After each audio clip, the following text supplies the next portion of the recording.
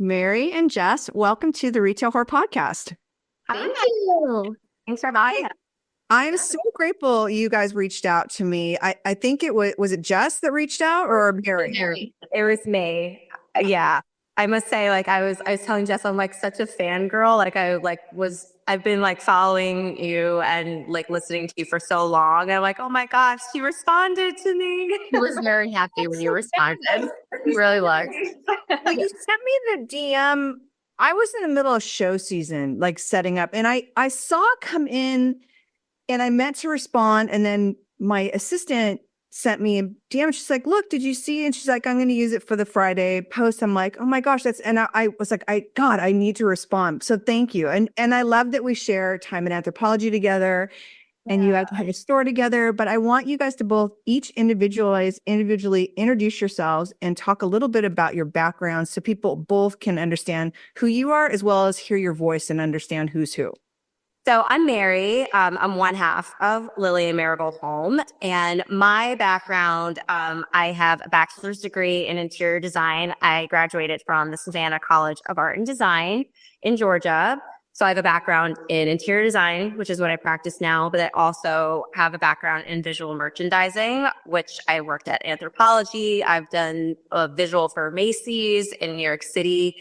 I also do visual merchandising on the side for shows, just like you do. So I work for BIDK. I go travel for shows. So it's really nice that I get to practice interior design as my main craft, but then also get to practice visual with, visual merchandising. Because I feel like those two things really go hand in hand. They're both very much like you're telling a story or giving a concept of, what you're trying to communicate to a client or what you're trying to sell to a customer. So I feel like those two things really work harmoniously together. So that is my background. And I'm Jessica. I went to the Fashion Institute of Technology, and I have my associates in interior design, but I have my bachelor's degree in home products development, which was considered a training program for the industry. It was very small. We only had 20 students in our class. There was a lot of industry involvement. Before I had graduated from FIT, I had already attended Maison Objet in Paris. Wow. We went to the High Point Furniture Market. So I had attended some markets that some buyers had not even attended in their experience. I had a job. I interned at Waterford Wedgwood while I was at FIT, and I had a job offer from Oneida for a product coordinator position before I graduated. So for about 10 years, I did product development for Oneida flatware and dinnerware. 70% of our business came from 10 accounts: Macy's, Bed Bath & Beyond, Kohl's, Walmart, Target, QVC, Dillard's. I was able to travel to factories to see, dinnerware and flatware be produced. I had gone to Ambiente in Germany. Loved what I did, loved the people that I worked with, but I commuted 2 hours door to door each way. So I spent 4+ hours a day commuting into Manhattan out of our showroom. And this was pre-COVID, so people weren't really working from home as much. So I made the decision in 2017, after I had my first daughter, to look for a job closer to home. Mary and I are both we're born and raised in the Hudson Valley, Poughkeepsie, New York.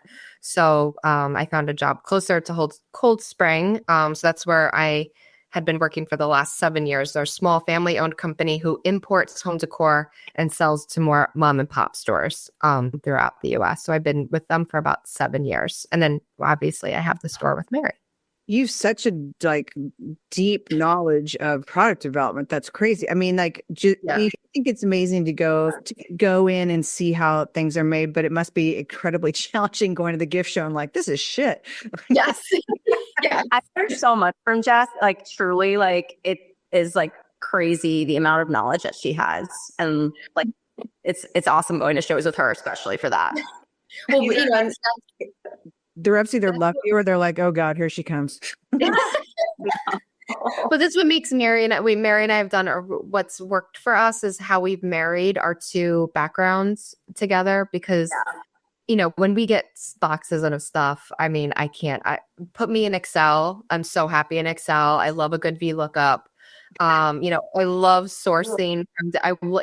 We get these things where I'm like, I want this mug. And I'm like, I will find this mug for us. But don't ask me to put a display together. It makes my head explode where it's like therapeutic for Mary to do it. So we really balance each other very well. I'm like a little creative butterfly floating around in the breeze. Like, I don't deal with spreadsheets. I love that. That's such a good balance. How did you guys know each other from growing up? And you guys were best friends, correct? Yeah, we've been best friends since high school. And really, like, I don't even know why it took us so long to put the puzzle piece together that we should probably go into business together. But yeah, we've been best friends since high school. We both went our separate ways, doing separate jobs. But right before we opened the store, I was the director of a luxury tile company, designing showrooms all throughout the country. So one day, Jessica and I just happened to be on the train going to the city together for like our both respected jobs. And we were just talking about life and all of these things. And it was like right before COVID hit. And when the train got to New York, I texted her and said, like, would you ever want to go into like business together? And she expected her to just be like, oh, haha, no, like, oh, sure, one day. She's like, no, yes, we're doing this. And we never looked back. And like, even through COVID, like, it really just only fueled the fire more for us to get into business together. And it really gave us the time to really like do a ton of competitive research, go to neighboring towns, see what other people are buying, like see how they're merchandising it. And we really did like our due diligence to really like map out the course of like how we were going to own our store, what it was going to look like. And we ultimately chose our location where like I was able to design this store from the ground up. Like I had full creative freedom to make this space exactly what we wanted it to be. And like that in itself was such a blessing because not many people have that chance to do that. You're usually going into an existing spot and just kind of retrofitting it to what you need. Like I was literally given a blank canvas and they said, do what you will with it. It's my dream. You celebrated your 1 year. So if you guys ended the train ride like pre-COVID, you had a really long time to at what point did you, from that conversation on the train to like, okay, let's do this, like where it became the concerted, like really like going in and dialing in what you wanted to do? So when COVID happened, so we didn't actually sign our lease for our space until 2021. So it took a couple of years for it to actually be built. But when we did all that competitive research, we were also doing a ton of pop-ups in all different towns. We were selling online. We decided to open online and start selling product that way to at least like build our business, figure out what people were buying. And then we were doing pop-ups during that time to also like get our name out there. So in that would say that's what we were doing. Mary was also able to design a few other spots in where our store is in Eastdale Village in Poughkeepsie. She was able to design 2 other businesses while we were waiting for our store to be ready. It was where our store is this brand new build. So literally it was farmland and they've been building it in sections. So, we did construction happening. That's a lot of growth. That's amazing. Yes. It must be exciting to be in a new building and a new complex. I mean, it's like, that's why it's such a dream to be able to build that space out. Yeah. It's definitely a beautiful concept. And you can see like how they were planning this whole development. They really wanted it to look and feel like it's already been here.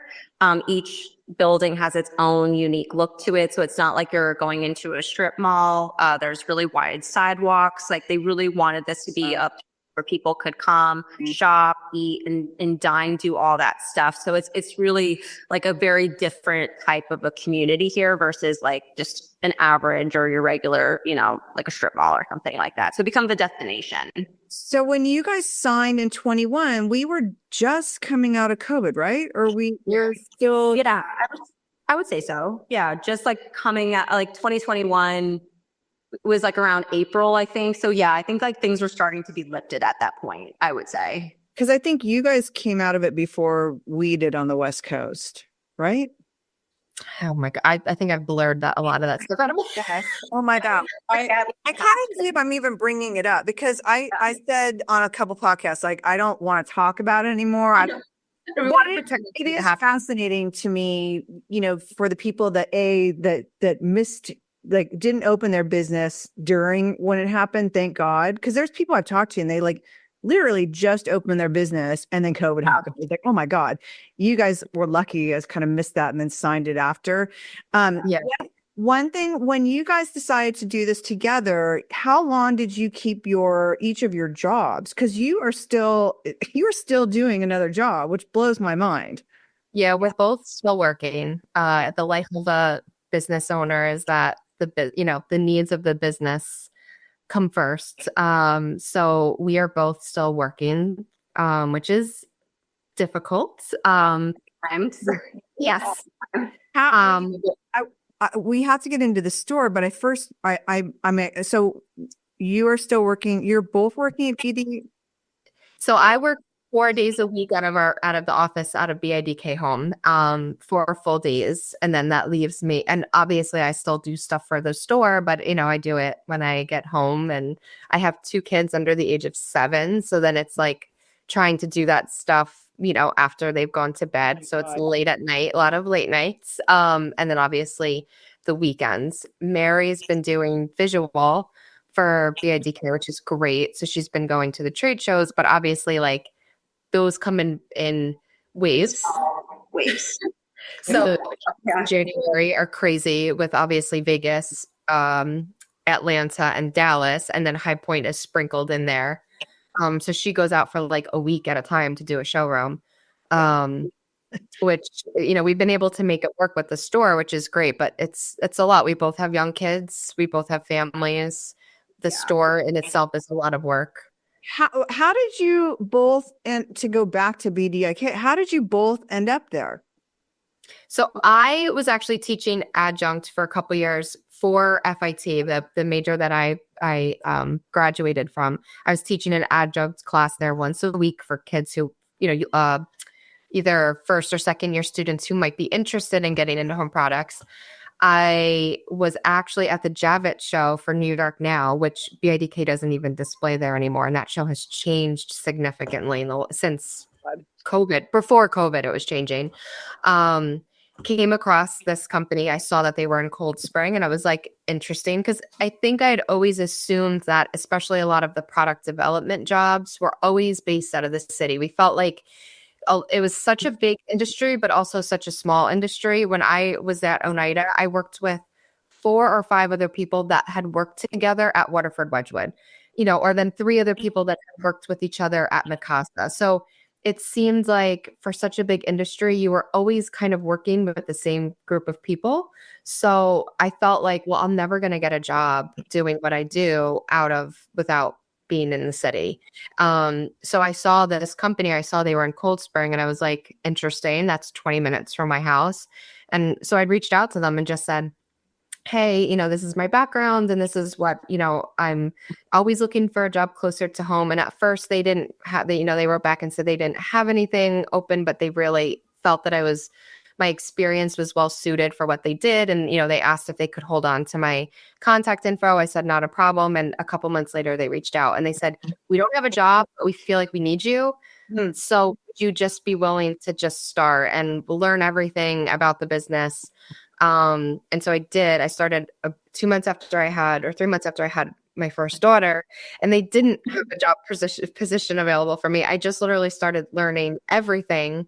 Wow. And it was such a difference, because when I had worked at my previous company, we were, a $350 million business. I did product development for Oneida Flatware in itself was $150 million business. And no one ever checked me. I had no one ever like breathing down my neck, being like, there was a lot of different departments, and there was a lot of different layers. And I was just solely focused on product development. And then I come into this company, which is a small family-owned business out of Cold Spring, and they had been in business for over 20 years. But it was like, there's no departments. It's like, you want something done, you have to learn how to do it yourself. And so I was there for a few years before Mary and I talked about starting our own business. And I I said to Mary afterwards, I really felt like my time at BIDK prepared me for opening up my own business, because the owners would ask me, have you ever worked on a website? No, but I'll figure it out. Have you ever worked with, do you know how the warehouse picks and ships orders? No, but teach me and I'll learn how to do it. So I was literally learning how everything, I learned how accounting posted payments and how we made purchase orders with vendors. And so when Mary was like, what, do you want to start your own business? I was like, yeah, because I'm not afraid to do any of those things. I feel like I'm so more prepared for something like that versus my 10 years at a big company. Yeah. That was 200 times bigger in terms of volume and dollars. But, there was a lot of layers. And there was a board of directors and things were much more formal, where at BIDK, it's much more casual. And it's, if you want something done, sometimes you just have to do it yourself or learn how to do it to get it done that way. I mean, I think that's the reason why this podcast is called The Retail Whore, because I literally have done every job in the retail industry, from stock to, greeter to, and I think that makes for one, very good owners, but also very good managers, because I think when you go to ask people to do other jobs, and one, you can do it with them because you've already done it, you're training them, but you've done it already. It's like, you're not giving away the shit job to somebody. It's like, look, I'll do it with you for a little bit. Like, I did this before. And I think that speaks volumes versus the person that's like, oh, you go do that, and so-and-so can teach you how to do it. I just think it makes such a much more well-rounded owner or manager. 100%. Yeah. The great thing about being at BIDK is that I can pull, when we need products, we can get it very quickly. And it was during the holiday season that we were selling these like little reindeer, and we could not keep them in stock. And I had literally been in the office in the morning, left in the afternoon with boxes full of these reindeer, put them all out, and within an hour, they were all gone. So I sent a text to the girls in the office and I was like, hey, I need more reindeer. I'll send my husband down there to get them. And she called me back and she's like, no, the guys in the warehouse are going to drive them to you. And I was like, no, they don't have to do that. And they're like, no, they want to do that. And I've always said that, like, if I have a terrain order that has to go out and the warehouse is busy, I'll go up and ticket it. I'll go up and do it. I don't expect you to do anything that I would never do myself. And I think that means a lot to a lot of people when you work with them, that, oh, hey, Jessica will go and ticket a whole terrain or ticket a terrain order or a magnolia order. And so if she needs reindeers, I'll get in my car and I'll drive her reindeers. That's amazing. It just makes you a very valuable at a company when you know every facet of that company, when you know how to ship an order, invoice an order, book a truck, pick an order, post a payment. It makes you so valuable. Yes. And I think it also makes you a much better team player. Like, you're willing to jump in and do it. How did you end up at BDIK? So it was last year, Jess, I would say. It happened very randomly, where I think at the time they maybe had a girl or somebody had somebody that was doing visual for them, but I think she might have had a fear of flying, or like maybe I remember this. Yeah. I didn't know if I could tell the story, but Jessica was obviously, because she's, amazing. She like kind of threw my name into the ring and said, well, Mary's done visual for, I've done visual for in lots of different ways, like for clothing companies and for tile companies and plumbing companies. So I have background, like a very extensive background in visual merchandising. So, and obviously I've displayed BIDK product here in our showroom. So she threw my name into the ring and I kind of did a little test.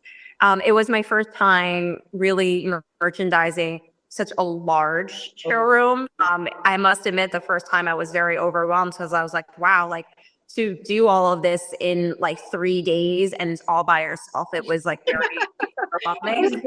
Was Vegas your first one? Vegas was my first one. Wow. Vegas is, and what, for those of you who are listening, I know a lot of people follow my stories and they see the size of like Stephen Young's and like the sales producers, but when you're talking about like BDIK or, Peking Handicraft or somebody, you basically strip down the whole showroom and it all gets dragged out into the hall. And then you're dealing with resetting the architecture. Sometimes it may not move, but everything that you did last season or whoever did last season is now all lining the halls. And that's not including the 18 pallets that were delivered and that are also lining the halls with all that product. And it's like, I can only imagine, because I replaced somebody at 180 and I don't know how she was a merchandiser for a stationery line. And they're, merchandising something like this and merchandising 10,000 Santas that look exactly the same, but the only difference is like their hat, or it is overwhelming. And I'm glad that I had already merchandised that, so I understood, but I can only imagine running into that. Where did you start to find your flow that first trip?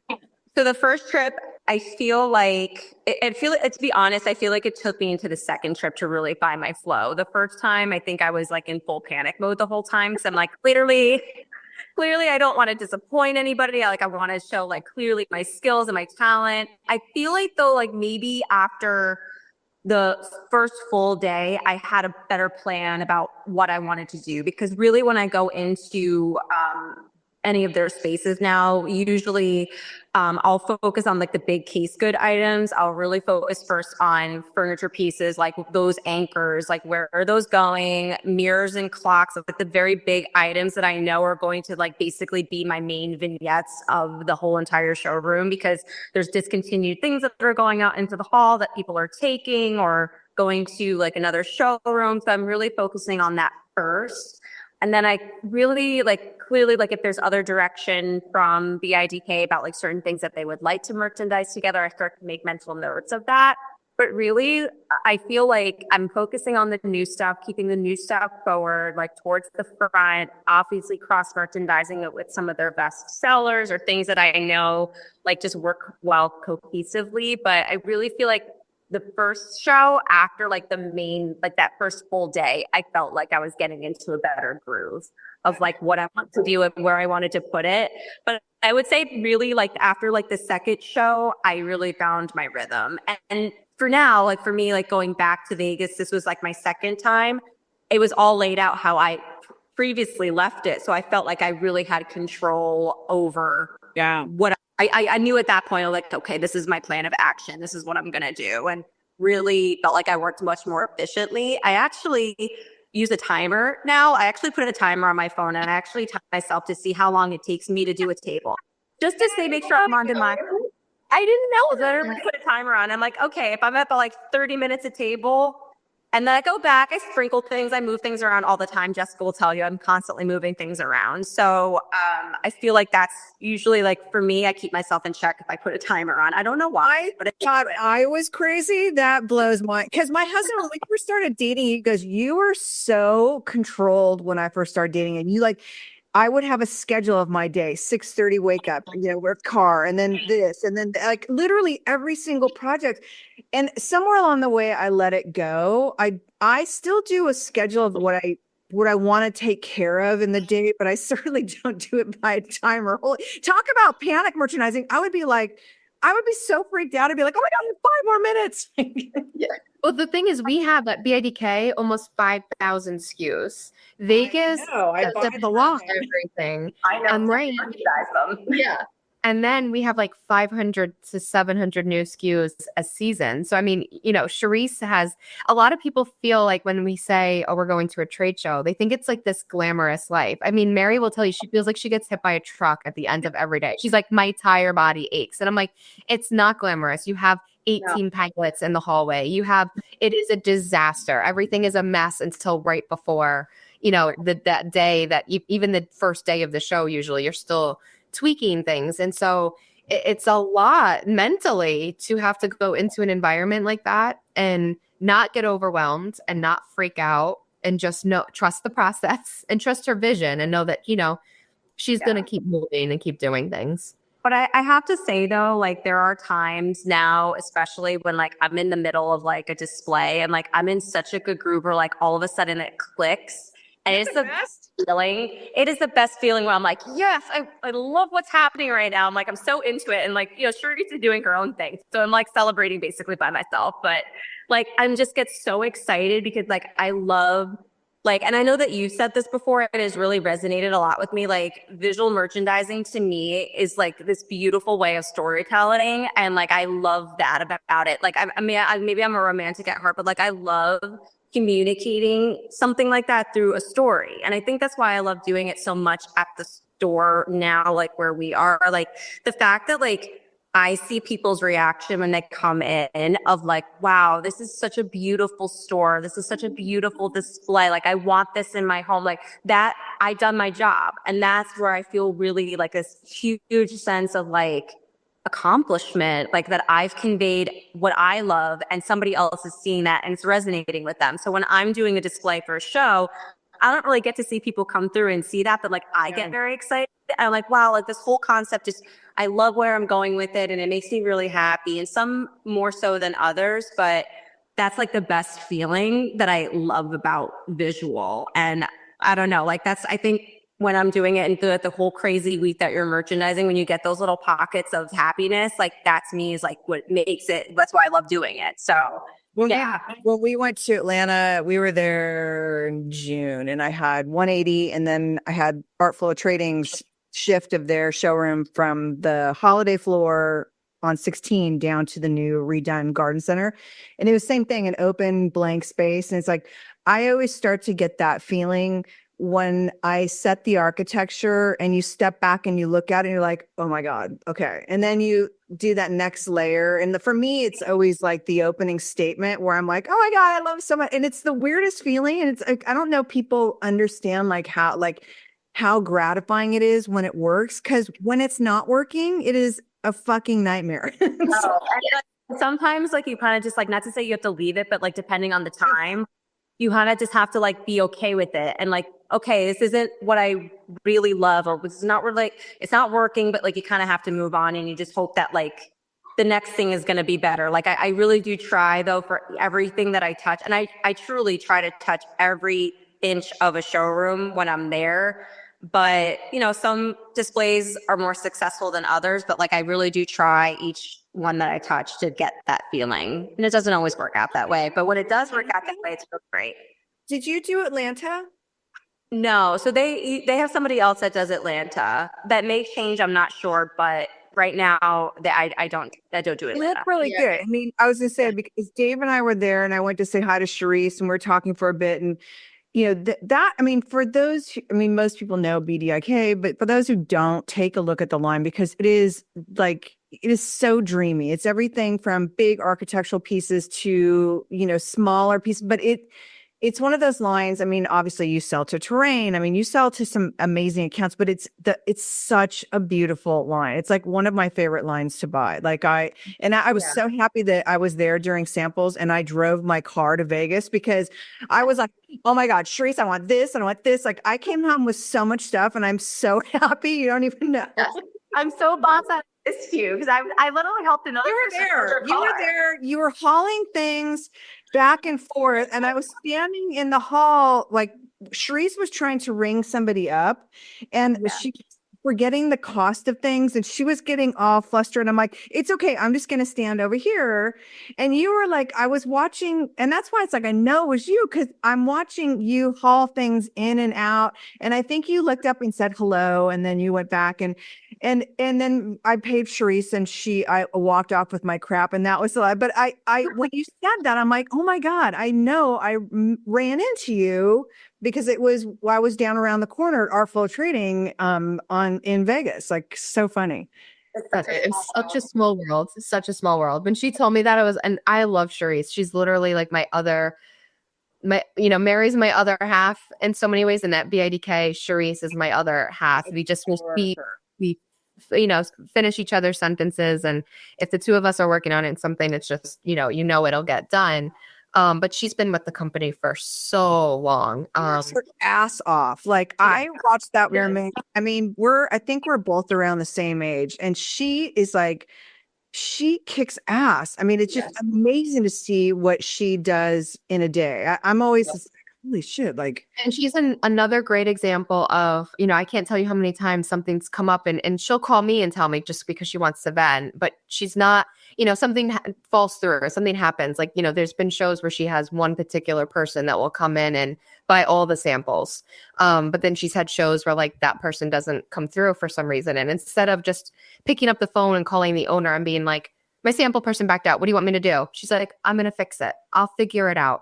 And they don't even have to know. Like, I'll tell them after it's been done. Like, and she figures it out and she gets it done. But it's like, that's such an amazing person to have that, if one thing doesn't go her way, she's not just like throwing hands up in the air and being like, well, not going to do the Vegas show because I don't have someone that buys all my samples. Like, she gets it done. She knows people. She's confident that she'll figure it out. So you trust her to just know that shit will get done. Yeah. okay, so She's great. She's great. She always helps me too when we're doing visual because she says that like, and I didn't really quite realize this the first show because I was like, I get a little nervous. She goes, that you can like use me to like help you with stuff. Like I can hang things for you. I'm like, oh, you can? I didn't know that. Like I thought you were just doing your own thing and I'm supposed to do my own thing. And she's like, no, Mary, you can use me to do these things. So it was nice knowing that the second time around. So she's extremely helpful and it's nice to have that team player helping me with like the little things that I need. And sometimes I throw ideas off of her and she'll give me her honest opinion or she'll say like, you know what, something like that really doesn't work. And she'll give me a reason. I'm like, okay, cool. Love that. Let's go to plan B. So it's nice that I have that person there at least with me. I love that. So we've talked about BDIK so much that I know. we're not here to talk about BDIK, but yet it became half of the pot. You guys have Lily and Marigold, and you have only been open a year. You've already won Best of Hudson Valley, the Best of Home Deck, and the Best of Home Goods. Like, that's crazy. Tell me a little bit about the opening process. When you guys, like, how did you go about the design aspect of the store? Because since you designed it from the ground zero, and then talk to me a little bit about how you decided what you're picking and all the things. So in terms of like the store layout, one of the things that Jess and I knew from the get-go, like we obviously knew that the store needed to function twofold. We knew that it needed to obviously be a beautiful home decor store, but like I needed this as a place, to have client meetings or anything like, or to really like showcase that like I do interior design. So one of the things I knew out the gate, like I wanted to have some sort of a kitchenette, which is where I'm sitting right now. So having a functioning kitchen where I can meet with clients, I can work out of here. We do our unboxing there too. So it acts as like a multi-purpose type of a surface. So I knew that I wanted that to happen. But in terms of like the space itself, we knew we needed it to feel light and airy, but also like very warm and inviting. I really wanted to focus more on a neutral palette because we obviously knew that the product was going to be the thing to shine and that was the thing to showcase, but also add character. So adding brick and adding different textures on the walls and adding warmth in the herringbone floor, like really making it feel like a home or that it's like it's been here, but giving it that charm and that sense of design. Or like taking our bathroom. A lot of the other bathrooms here in the development are just typical standard ADA bathrooms, but I wanted it to feel like you're walking into a really chic powder room. So like really playing on wallpaper. So I wanted to give people this vision, like coming in here of like, okay, this is not just a bathroom. This is a special bathroom. Like every place, every part of this needed to feel special, but also like it was everything is very intentional. And I think people really pick up on that. So in terms of the store layout, that's really where I focus. But Jess, it clearly can speak to the products. Yeah, for the product, we, in Poughkeepsie, where we are, we really, for home decor, really only have Home Goods and Target. We're limited with the options, but that gave us an opportunity to create something very unique and different. Because, I know as Mary and I are both moms, it's tough when have kids and you're going into these stores like Home Goods where there's a lot of stuff thrown together and there's not really a lot of thought that's put into the merchandising. I also know from my previous background that, Home Goods is buying closeout goods for pennies on the dollar. So you're not really getting the best of the best. So for the products, we really wanted to come to the table with a very clear vision of unique and high quality goods that aren't necessarily super expensive. You shouldn't have to drop a ton of money to find nice quality goods for your home. And that's where a lot of my product sourcing comes in. We spend a lot of time on trying to find things that are inspired by like an anthropology or a pottery barn, but don't necessarily come with that price tag. And we obviously have things that are more expensive. Like we have our linen liana cutting boards that are handmade in Canada. They're absolutely gorgeous. They're a little bit higher retail, but in the environment that they're in, and people see the value in that. And it's easier for them to spend $165 on a cutting board when they're walking into a clean space that's inspiring. Mary mentioned that we have the kitchen, we have, a seating area. The store is very much has that home feel, and all of the product is cross merchandised. So the idea is that when you come in, you can visually see how that will look in your store, in your home. And we have a lot of people that come in and they're literally like, that display, I'm going to buy that whole thing. The tray with the vase and the picture frame. And I'm like, oh, that whole thing. And they're like, yeah, because I can't put that together myself, but you did it for me. And so I'm just they're just carrying the whole display to the checkout. And that was what we wanted to create, where you could come in and look at that and be like, regardless of what your design is at home, whether it's more traditional or more modern or contemporary, you could find something that would fit into your space, but also visually see how that would play into your space. Oh, sorry, I didn't mean to cut you. No. I'm known for interrupting stuff. What I meant to say was like kind of like what Jessica was saying, where like we wanted like beautiful quality products that might not necessarily, that aren't really like that expensive. I actually take very much the same approach to interior design, because I feel like as, maybe like a client coming in or somebody that's interested in, working on their home or, working on because I do commercial and I do residential, but like that might feel very intimidating to somebody who's never had, hired a designer before. So I really like to take that approach too.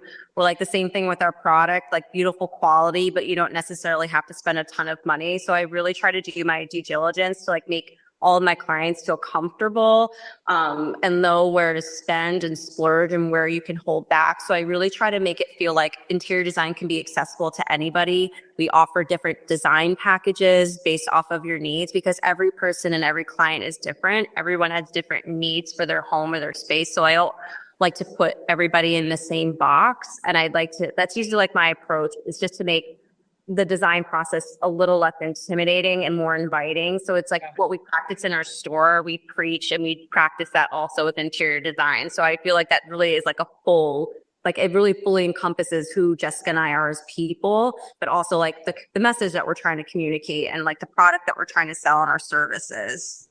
When you guys, okay, so there's a lot I have to unpack here. You're in a new complex, and you really the only home good places around are Home Goods and Target. So you didn't have a lot of competition to worry about zip code protection. Oh my God, that'll look so effing lucky. So when you guys sat down and decided what you want to sell, you had the pick of the litter. You could actually literally have everything. So I want to ask about some of your lines, but before I go to that, like within the store and your departments, and since you are offering interior design studios, do you have custom furniture and like all the fabric swatches and whatnot, or do you keep it smaller pieces so it's not so massive in the store? And I think that's like so right now, like I would love eventually to carry more case goods and make it feel like more, like bringing more of like the, bringing in sofas and custom, like the swatches, and actually making it more of like that, like what I would normally see when I go into a home store, like where it's like more case goods like that. Right now, we're not there yet. I'd like to say just probably like, I would say like at least in a year, like we'll get to that. But if a client comes in, like I have access to all different vendors, like any normal interior designer would do. So I like usually will order swatches, have them come here. But in terms of having like my own like in-house library of that stuff, not yet, but I'd like to get to that point soon. That's exciting though, because I think that there's some people that do that, but it seems like the store is much more custom decor oriented, where you're taking orders off it in case goods and whatnot, versus, where you have like all things encompassed and then this extra service, which is great. And I think part of why probably people think it's not very intimidating is because you're around all these smaller goods where, I think a lot of times when you walk into interior design studios, it's intimidating because the majority of it's just furniture. And then you start looking at the tags and it's like, okay, this might be a little bit more than we planned. Right. And there's, I think, a delicate balance because you want it to look and feel like an interior design studio or a home store, like where you have, bigger items like sofas and beds and all of these things that really make a home a home. But, we do have some. And like I said, we're building to that point. But I do feel like you're right. That does probably add to the less intimidating factor where, you don't get sticker shock necessarily from all the other pieces that you might be coming across in another store. So surprisingly, when we were first opening, we didn't really know how much furniture to get into because it was brand new. And we were like, well, let's get the furniture that we need to create the space. And so we had gotten a coffee table and these two beautiful chairs with we didn't plan on selling them. And we sold them because people are like, I want them. And we were like, oh, do we have a furniture business? And we've learned very quickly, the types of pieces that people want to buy. Little tables, people love them. And there's always you always need a table somewhere. So it's, so we found that we're bringing more of those things in. And again, a great thing about being at BIDK Home is that do have a lot of case goods. And so we've been able to bring in some furniture from BIDK and test it out and see how it does. But it was not something that was really on our radar when we first opened. We were like, we'll have it and it'll be for display. The coffee table, I use that as the perfect we were not expecting to sell that coffee table. We've sold how many coffee tables now? We just, you have to assume we're always going to sell that coffee table. Or just so like, they can buy it. Or like Jessica just mentioned, like the chairs, so I always find this to be like a funny story. And I don't know if this is like coincidence and maybe you can speak to it too, because with visual, I feel like the moment I move something, regardless if somebody's ever been into the store before, the moment I move something, it magically sells. Yep. So those chairs were sitting in one particular vignette. And one day, I don't know if I was just having a bad day, but I said to Jessica, I need to shift the energy in this store. I'm moving tables, I'm moving chairs, I'm just going rogue. And I moved these chairs right into the front, right in front of the main entrance. And I created this whole new little vignette. I think 2 weeks later, they sold out. I'm like, what just happened? It's a great feeling because you're like, wow, all of a sudden somebody noticed these beautiful chairs. And I guess you wouldn't have noticed these beautiful wood backs of these chairs because they were up against the wall. So the moment I had them floating in the middle of the floor, you see it. I'm like, wow, I just surprised myself. But truly, the moment I move anything, it magically. Well, retailers who are listening, it's this is why I always preach, you should be changing your most focal spaces often. And it's also because I think that your regular customers, they're walking by the door and they look in the window, nothing's changed. That tells them in their head, nothing's new. And when stuff is constantly turning and changing, same reason why we do it in the showrooms. For the people that are walking by, it's oh, there's something new. But also for the people that are there shopping, it's suddenly something they didn't see because it was somewhere else is right there. It's oh, is this new? And it's yeah, it's new. Yeah. Got it. We had it a year. It's fine. So when you guys, now that you know you're opening the store and you don't have any zip code protection, which is that's a dream. I mean, no one has that opportunity. So now that you have that, so how did you start building your inventory in your departments? So my best mentor is my teacher from FIT, and he started the home products major at FIT, and he has his own home decor and interior design store for over 20 years with his partner in Sag Harbor. And I make no life decisions without David Bronya giving me the okay. So when Mary and I first started talking about the store, I said, yes, I want to do it, but just know I have to call David. And if David says no, I can't do it. And she was like, okay, this is so weird. So I called him. He was like, yes, this is what I've been training you for. You can do this and I'm going to help you get there. So we actually went out to Sag Harbor for a weekend and spent an entire weekend with him in the store. He's the most wonderful human being I've ever met before in my life. And he shared every line with us. And obviously his customer is different. He's in SAG, so it's a much different client. But just for him to share this knowledge with us of here's how many product categories you should have. You should have a good, better, best. Here are my lines. They may not work. He carries Tina Fey. Wonderful line. We can't sell that in Poughkeepsie. In Sag Harbor, yes. But the idea is get a Tina Fey like line. Here's who I use. Lynn and Liana is for us. Yes. Right? Yeah. That's how, Lynn and Liana is kind of like our Tina Fey. Here's who I use for picture frames. Then we ended up going to Hudson, New York, actually right before COVID. Because I remember us walking into some stores and people were talking about, oh, did you hear about this thing that's going around? And we were like, oh my God. And I think like literally 2 weeks later, like the world shut down. But we went into Hudson and we literally walked into every home decor store in Hudson, New York, just to get inspiration, see what people were carrying. I obviously knew from my backgrounds at BIDK and Oneida, I had an idea of where we wanted to go with products. But the first initial go of it was really just a guess. It was taking things, we had obviously had the website, so we knew some things that worked well for us. Like Lynn and Liana was a line that we brought in day one from the website. So we had an idea of just from pop-ups in our web, things that worked for us, but we knew that going into a store environment would change that. And there might be things that we couldn't carry because we were a pop-up only business that we could carry now in a store because people could touch and feel it. So we really just kind of went off things that we liked, price points that we liked. That was our initial launch into product. And then since then, it's just been listening to our customer. Mary and I have had to really step away sometimes. And just because we both personally don't like something, doesn't mean we can't have it in the store. Things that we don't love with all of our heart are sometimes the things that sell the best. So, but we obviously try to put, we try to like everything at least. And we don't want to have something in there that we hate, but we just need to separate that sometimes. And really listen, this is a seller. People like it. I think that's sometimes a hard thing for owners to move past because part of it's ego. Part of it is like you love something so much, but I think sometimes you do have to step away and be like, okay, we're going to do this. I've had the story and I've told it a million times at Anthro, that stupid fish wall decor hook thing that was a velocity item. I hated that thing. And it was like, it taught me two things. Your reports are everything, but I would hide that thing because I hated it. Like I literally would be in a bin somewhere back in personal care, shoved under, and every single Monday meeting when it came up about velocity, I was like, Michelle, where's your fish hook? It's like, it's either not on the floor or it's hidden. It's like, it's hidden.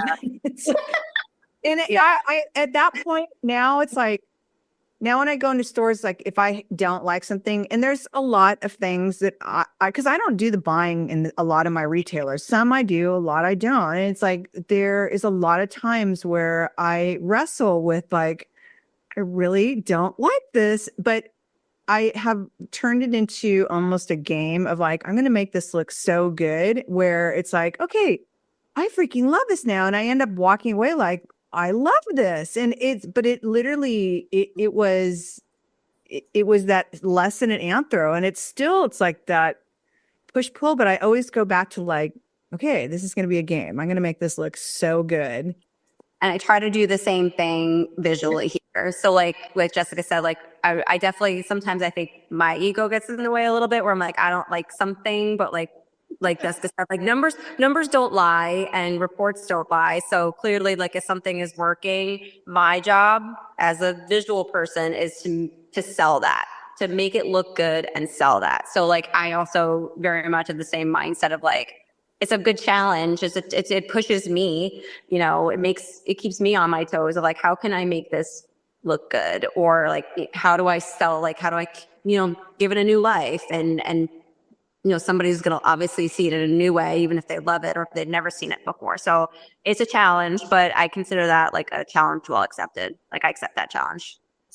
So I have to ask you, because you guys both have, you have a full-time job more or less, but you basically do full-time jobs, especially during show season. So how do you balance that with, like, do you have a big team? Like what happens when someone calls in sick? Like that is like the question of the day. It's like, you're in Atlanta and you're at work and all of a sudden you're like, hey, your store's not open. It's like, what do you do? So we're very, very lucky that another thing that drew us to where our store is that there's how many apartments? Like a crazy amount of apartments. And beautiful. A lot. Over 300, I think. I mean, a lot. So there was this woman who had become a frequent customer of ours, and she lives in Eastdale, and she just loved all of our stuff. And she had come in. She's actually a watercolor artist as well, so she was doing a watercolor class, and she was helping setting up. And someone had come in, and she just started speaking to the customer, and like she loves all of our stuff, so it's very easy for her to sell it because she carries it in her home. And Mary and I looked at each other and we're like, she's amazing. She's wonderful. And she lives here. So she is our go-to person. She's really the only other employee, but I've had other like family members and stuff help out. But I mean, for the most part, it's Mary and I. My sister-in-law will help out here and there. We have Anne Marie at Eastdale who helps out. We're very lucky that we have family and friends who try to jump in and help when we can. And obviously the goal is to hire somebody soon. But that comes with a lot of trust to find that perfect, especially since it's been just Mary and I for so long. What's a weekly schedule look like? So we're usually closed on Mondays. I'm at the store Tuesday through Friday. And then we rotate Saturdays and Sundays. So, I mean, and on Mondays when we're off, I'm usually doing client visits or, site measures, things like that. Sometimes it's a busier day than others, but for the most part, Jessica and I are working like every day, 7 days. Yeah, we're pretty much working every single day because like on Fridays, like Jessica kind of has off from BIDK, but she's usually in the store. We're doing lives. We're going over a little bit of product together. Like that's really like the only time that we have in the store together. So, it is sometimes extremely overwhelming, especially because like Jessica said, we both have very young kids. We both do, it's a challenge. And I think it's a matter of like, getting to that sweet spot where we could bring in somebody to help us. Cause it's, for me, especially because I'm at the store, most of the time, and I'm doing design work or I'm focusing on a design client and we get a really awesome shipment in and I'm processing that. I'm unpacking that. I'm tagging it. I'm putting it on the floor. Like that takes up, almost half of your day, sometimes most of your day. So it's every day is different. And we just trying to navigate that. So there is a lot of chaos that comes with just being the two of us. I think every retailer listening to this is going to be like, oh my God. Like, cause I know it's like, I don't have kids and it's mind blowing to listen to the parents. And when you have kids and you're trying to find that balance and then you have two totally separate careers. I mean, you have 3 careers. I mean, really, like you've got interior design and BDIK and the store. I mean, that's a lot. It's impressive. So when you guys, cause we just came out of show season, you are both a showroom designer and you are a buyer. So you must change hats like I do. It's like first day of the show. Okay, today I'm a buyer. Like, and it's so nice that you don't have to be all grimy and dirty and you're schlepping. So when you guys go to the shows, like how do you both go to the shows together or how do you guys tackle that? And how do you go into looking like, do you know already like what concepts you want to do other than outside of holidays and whatnot? Do you go into it like, let's do this kind of theme or this kind of concept, or how do you approach the shows? So usually too, like especially like, if I have downtime, which is like few and far between, but like obviously as a designer, like I love putting together mood boards. So sometimes I'll just get inspired by like a certain thing, or Jessica will send me something and I'm like, okay, I'm going to create a couple of mood boards, a couple of different scapes that I think we could do.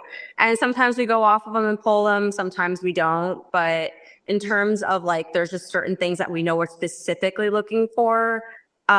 Really, Jess and I went to Atlanta together last July. We were able to do the show together and walk for a day. And clearly there were vendors that we wanted to specifically see. Jessica will speak to it more because she's like, we're doing this, and this, and we're going to go see this, and this. And I'm like following along because I'm learning from her. I'm like her little baby. But she's like, a case pack. I was like, I'll teach you what a case pack is.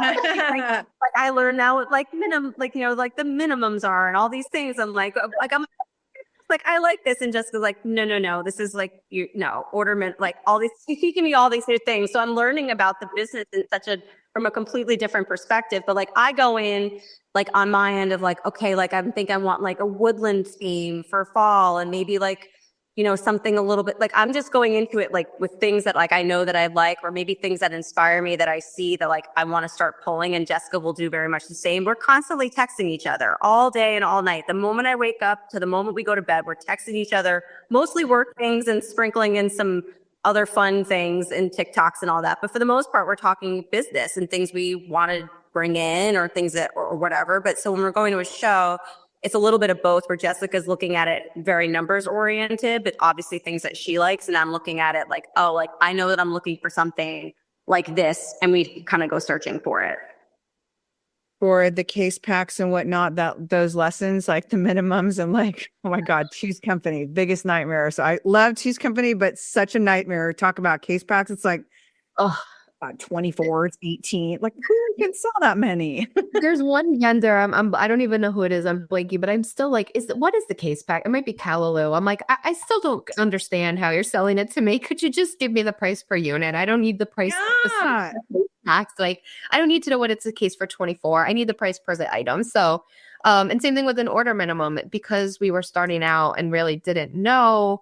You know, we had an idea of what we started with. And then, like, you know, obviously the first month we started to see what's moving, what's not.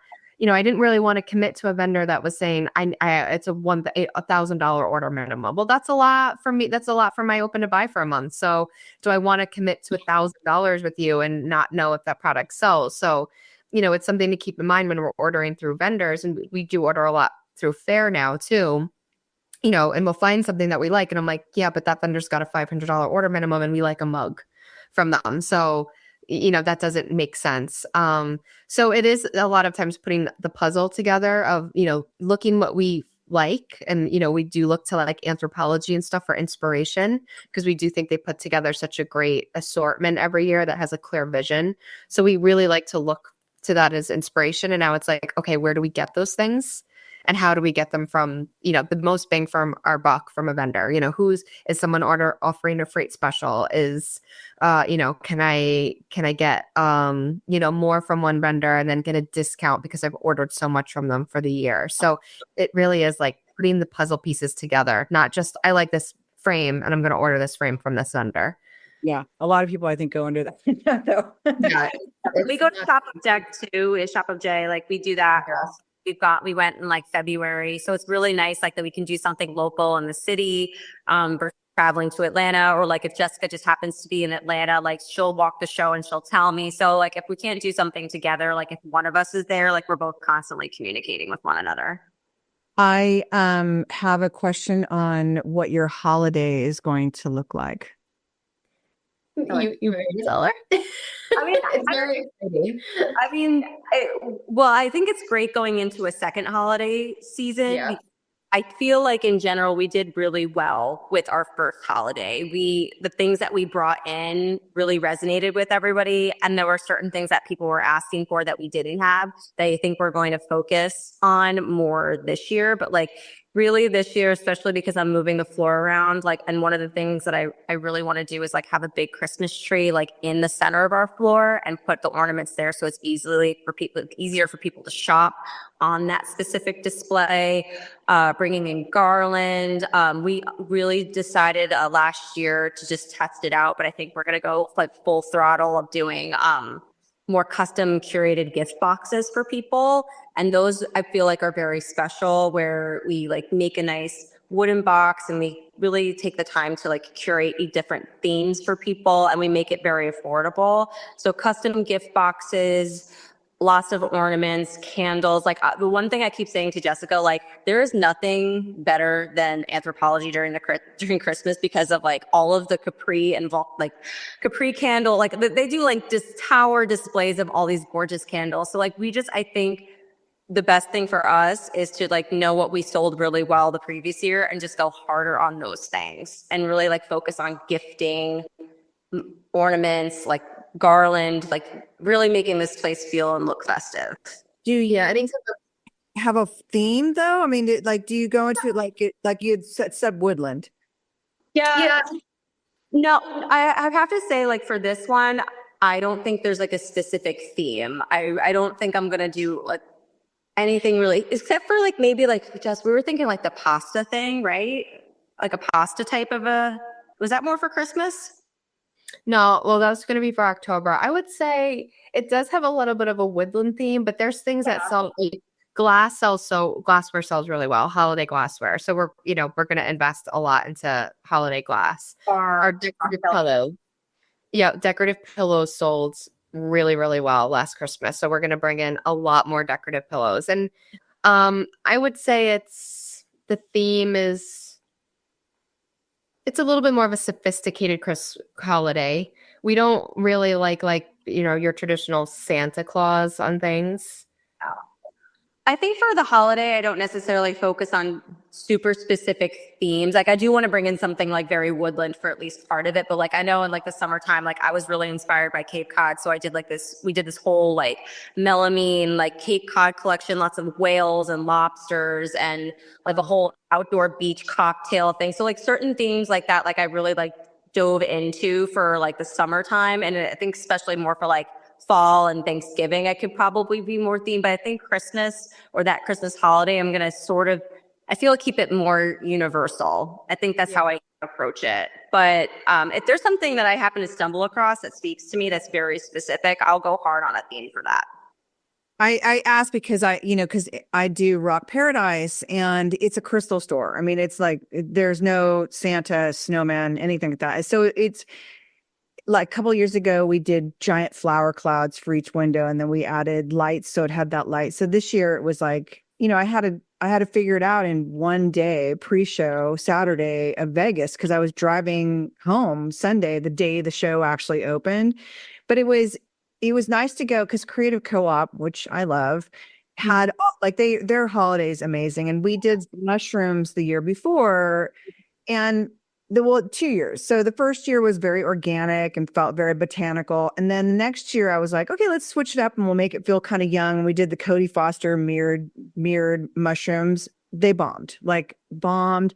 So we're going back to the mushroom, the organic feel. And then I'm turning it like a terrarium. So I'm doing big philodendrons, those big balls of philodendrons, and then other hanging greens, and then just pendant lights, no Christmas lights. And then all the ornaments are like mushroom themed and whatnot. But that was hard to like figure out where it's like, because I can't do Santa and snowman. It's like, what is Christmas like without it being out of place? So we do like a snowman cutting board, but it's a wood cutting board in a snowman shape. A Christmas tree shaped cutting board. Our pillows might have like a little bit more traditional and how more of like a green and a deep red. We really don't have anything that has like a Santa face on it, a gingerbread. We do very well with a lot of mud pie stuff, but there's a lot of mud pie that can get really like with the Santas and the gingerbreads. We tend to go the other way. Like we want it to be a Santa, but I don't want you to actually look at it and be like, that's Santa on a plate. Like, yeah, it's a little bit more sophisticated, and there are some things from mud pie that actually will go in that direction. Creative Co-op we do very well with Creative Co-op, and have done very well with them. Tableau is another vendor that we do very well with in the holidays, because their linens, especially, they're holiday linens, but they're like a little bit more sophisticated. So, we did for that runner last year for Christmas. It was like it had like a tree motif on it, but it wasn't your traditional like red and green plaid. It was more kind of lesson stuff going on sale too, especially because like here there's a Hobby Lobby and they brought it and they bring in holiday. I mean, granted, they mark shit up so high and then they knock it down to 40 off. Like I think they bring in holiday, they're bringing in August. It gets knocked down. It gets knocked down to 40 right after Labor Day, and then. I mean, they're really brilliant the way they do it, but it's like it really kind of screws every like regular retailers because it's already been out there, it's already on sale. It's challenging. When are you setting up when do you roll out holiday? So we were unpacking Christmas last year on Halloween. So I would say that week is probably when, and it's funny because in my house, like there is no holiday that comes out until after Thanksgiving. I don't want to hear Christmas music. I don't want a Christmas tree up. I don't want anything. And in the store, it was like Halloween, literally as I'm about to take my daughter's trick or treating, I'm unpacking Christmas trees and we're putting the Christmas tree up and we're getting like literally the next day Christmas music was on and I was like, Oh my God. Wow. Yeah, but but literally like November 1st is when we like really start rolling out Christmas, and rolling out holiday for sure. Do you have pushback on, oh my God, Christmas already? What about Thanksgiving? Because for every store that I set it up early, like Masane, I usually set it up. I'm in the store, it's closed, it's Halloween, and I'm setting up Christmas trees. And, I've talked to people and they're like, yeah, there's people that come in and complain it's Christmas already. And they're like, they're always the first ones to buy stuff. It's like, but yeah, I feel like you need that much time to sell through and get people into it and excited. The fact that we're selling fall right now, like, and it's not even September and people are excited about it, like, it's just like, it's kind of the way of the retail world. Like, you kind of have to be like one step ahead of what everybody's like kind of essentially ready for. Yeah. But I feel like it's just for us, like you said, we need more time to sell through stuff. These are seasons, so they're very short. So we want to be able to get as much of that power of like really pushing you through an entire season. So we sprinkle it in, but like we start transitioning it from starting in November. Like we don't put everything out immediately, but like we really start like bringing it in, layered in. Because we're small and we're not like a Target or Home Goods or whatever, we really have to be very careful with how we bring in newness and we're not having like one huge buy that comes in. But we also have a lot of customers that are frequent customers. So they kind of want to see something new. They're coming in once a week and they do want to see something a little bit new. And so we try to be very aware of when we're bringing in all of the holiday and like it's coming in stages so that, when someone comes in this week and they buy 4 plaid pillows because they love it, when they come back next week, there's something new for them to see. It's also because we're smaller business and we just, we have to be more mindful of how we're buying and when we're bringing stuff in. For holiday, we noticed that like November, I would say up till Thanksgiving, it was more decor. People were really buying more decor for their home. And then it was like once Thanksgiving happened, that's when the gift giving started to really kick in. And then Mary will speak to like that week before Christmas. It was just, the people that have been waiting to buy their gifts until 2 days before Christmas. They don't even care if it's holiday themes. They just need our gifts. Yeah. So, and like, it doesn't really matter what the cost is. Like they want something complete. They want something ready to go, like easy. And like, that's where like, when we really like went into like those gift boxes and like these really beautiful package, like putting something together for someone so that kind of takes the thought out of it. Like that really was successful for us, especially like Jessica said towards the end. I have so many questions. I could keep on with this conversation forever, but I'm so sorry. Cyber, if I happen to lose you, it's just because I'm on my phone and it might die. So I really do. Okay, so I'm going to last 2 questions is how are you guys marketing? Because your Instagram's great. I just realized I'm not following them, but I was going through your feed and like it's so cute. You guys go live. Like, how are you guys handling your social media and has it helped with sales? So I'm your social media manager also. And that's a whole job in itself, I must say. It's crazy. But I don't know, like, I feel like how we're trying to communicate or like, Jessica and I are very like laid back, very funny people. So we try to communicate that through like our Instagram reels, like, but also trying to show and sell products. So I think it's a delicate balance. And like, obviously, like when we go live, like we love to have our kids involved. Like we really just try to show like who we are as people, but like the fact that we're moms, we're best friends, like we've literally gone through every phase of life together. So it's nice that we're able to like share that with our kids and share that with everybody. Like social media is like such a great tool and a great resource and an asset for us to like just like show our product. And like I'm constantly learning new things. I feel like most of the time, to be honest, I feel like I'm just throwing stuff at the wall and hoping it sticks because like I feel like the algorithm's constantly changing. I don't know what I'm doing half the time, but like people seem to enjoy the content we put out and like, okay, like that's great. Like that makes me feel like, okay, like we're doing something right. And we're just going to be true to who we are. Like we're a little goofy, a little funny, but also You guys are great. I mean, you guys have great energy together. I mean, it's like it's true. And I think that a lot of people, that truly shows who you guys are as a brand. And that's why people want to come shop with you. Are you doing TikTok as well? Yes, I'm not as good. I'm not as great at TikTok. I'll be totally honest. So I try, but it's like I thought it for a long time. Like I really was like, there's no way. But I will say this though, there is definitely business in TikTok. And it's like it's finding the time and then wrapping your arms around it and staying consistent with it, just like anything. But it's definitely something I need to work on. Yeah, Pinterest is one thing we've been thinking about. Print media, it's dying, and it's expensive. We have so many people now that we have a store. People are coming in constantly trying to get us to commit to radio ads and print. And it's very hard when you're a new business to, devote a very large amount of money to that when it may not actually reach your customers. So we've had to be very creative with how we get our word out there. So obviously through social media. We initially thought when we opened the store that we would maybe do like 4 events a year and like have like there'd be like, once a quarter we do an event at the store and people come in. And when we first opened, because we were new and we were around a lot of construction, we were like, okay, where is everybody? We need to get foot traffic in here and we can't just sit here and wait. So we went from doing, we'll do 4 events a year to doing 4 events a month. And we have people come in. And they, like September, we have a custom perfume class with someone comes in and helps you make your own custom perfume. We're doing a custom charm necklace class where someone's going to come in and have you make your own custom charm necklace. We're having a cheese company come in and do a cheese and wine pairing. And what we found is that it branches out to their base. There are people who love McGrath cheese and they're like, they're doing an event at Lily Marigold. Let me go to the event. And then they know about the store. And now we have people that are coming to all of these events. The minute we do an event, they're signing up for it because it's interesting. It's something fun to do. We do them usually on like Friday nights from like 6 to 8. We've done watercolor painting classes, a mixology class.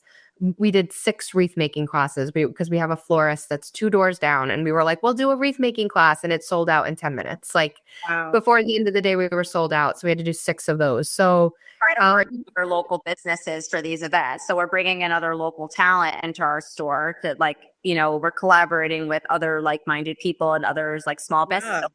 So it's like not only helping us, but it's helping them.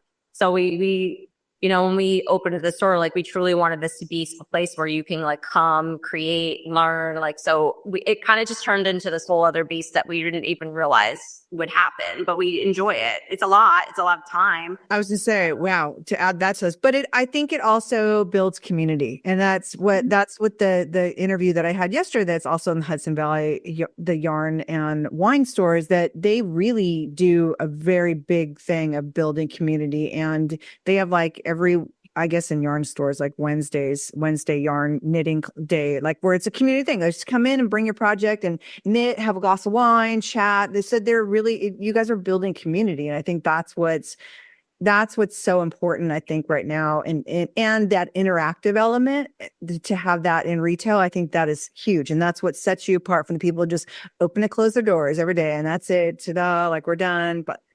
And I think that came out of COVID too. A lot of people were, stuck in their houses. And so after people, things started going back to a new normal, I think people were looking for an interactive experience with their community. And, a night where they could go on a date night. We've had, couples come in and do the perfume class together, and he makes a cologne and she makes a perfume. And that's a cute date night. And there's restaurants across the street. We bring food in and drinks. We have champagne and wine and water. So it makes for like a very nice, people meet each other during, the events. Someone you wouldn't have spoken to before. Now you sit next to them during a class and you meet somebody new. How much power do you have on your phone left? Not a lot, but I can probably try to like log into on my computer. It's like less than 10%. I always have like a charger here. I just managed to like not have one here today. Well, I'm going to ask your last question is, with everything that you guys do, how do you find balance?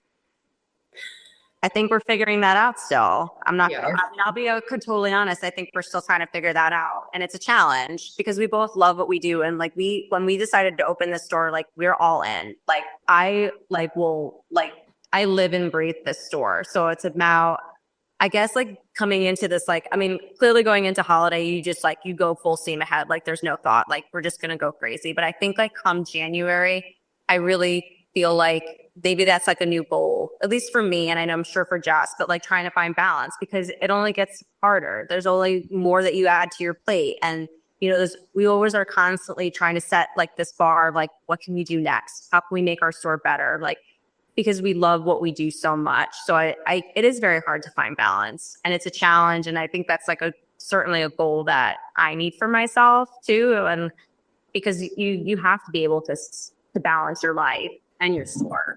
They're both so important and you don't want to burn out in either of those things. So it's a challenge. Yeah. And I think, you know, even though it seems like we're, you know, doesn't seem we are working a lot and have a lot of other things going on, although the store in itself is a lot of work and it can be stressful at times, it's such a rewarding feeling. When you have a great day, it's such a feeling I can't explain it. And so you know, even though on Fridays is technically my day off, I was in the store from 10:30 until 3 and it doesn't feel like work because I'm there with Mary and we're talking about things that we enjoy and we like it. And, you know, my girls were able to come and spend the day with me and it was nice. It doesn't feel like a 9-to-5 job where I'm just getting a paycheck and I'm clocking in and I'm clocking out. And it's hard to find the balance sometimes because it's like, oh, it's 10 o'clock at night. I should be getting ready to go to bed. But let me see what Creative Co-op has on their website. You know, it doesn't feel like work to me because I enjoy it. But I do agree that like, What is with all the buyers shopping in bed at fucking 10 o'clock at night? That I put it out about fair. Like, what are some of the pros? Almost every single answer was like, I can log on at midnight and shop. I'm like, put your phone down and go to bed, people. Mary gets more pictures from me of like me taking a picture of a screen of my laptop while I'm in bed. You know, she can see like my TV and my feet, you know, and I'm like, don't mind me. I'm just in bed taking pictures of Creative Co-op at 10 o'clock at night.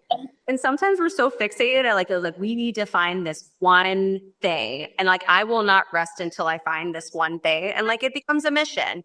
And we're both very much like-minded. We're like, we will not rest until we find it. So like, we were both doing it. And like, I can multitask. Like women are the best multitaskers in the world. Like I can do anything. I can watch TV, I could fold laundry, and I could look at fair at the same time. Like cakewalk, like that's fine. But yeah, like at some point there does need to be balance. And, you know, I think you're constantly growing as a human and trying to navigate, you know, life. But yeah, it doesn't feel like work. Like most days it doesn't feel like that because we love what we do. And, you know, I love being here every day. So it doesn't feel like, you know, it doesn't feel stressful in that sense. But there's other kinds of stress that come with, you know, owning a business and then doing a million other jobs. But for the most part, it doesn't feel that way. I can't even tell you how much I enjoy this conversation. Thank you. So easy together. We need to like have dinner, have drinks. Yes. Like, yes, I am like all for this. Well, I'll be in Atlanta starting November 29th, and I'll be there until like December 13th. Oh my gosh. Wow. Yeah, 180's holiday rollout. It's, you know, it's a million Santas and 5 different. I mean, I don't think I'm prepared for it, but everyone keeps going, are you sure that's enough time? Well, I can't be gone longer. That's like almost 3 weeks, but you know, it's the biggest rollout of the year. So so maybe if you guys are around and you come to the city or you're visiting, please let me know. Cause I love that. Oh my God. Yes. That would make me so happy. Thank you guys so much. I can't wait for people to hear this conversation because you both are amazing. And I don't know how you're doing it all, but you're doing it all. Well, thank you. It means a lot. It means more than you know, actually. Yes. Like truly, like I am such a fan, like truly for such a long time. So to hear that come from you is truly Don't be all garage. No, but like it's nice. It's like I always show Jess like the way you merchandise and like this is what I'm talking about. Where you cross merchandise something, it sells. Like this is what I'm talking about. Like it's just like it's so nice to like be in the company of such like driven, like-minded people. So like honestly, like thank you for like doing what you do because it inspires people like me and Jess on a regular basis. So to chat with you like that, like I'll do this again with a charger next time. I think you should. I think we should. Yes. And I have to say, Mary does not to say she never is negative about anyone's merchandising. She's always very kind and professional. She really is. But for her to give so many compliments about if she doesn't like it, she just doesn't usually say anything. But when she compliments merchandising, I know that means something to her that resonates, and she speaks so highly. Oh my God, thank you so much. Wow, you like turn the tables on me. You could cry. But it's really nice. It's nice to be in the company of like, people that like inspire you. So like, that's like why I'm just like so happy to be on this podcast. And I would love to do this again. Oh my gosh. Okay, we're definitely doing a follow-up. I want to say after Christmas. Got it. For sure. Thank you guys. Thank you so much.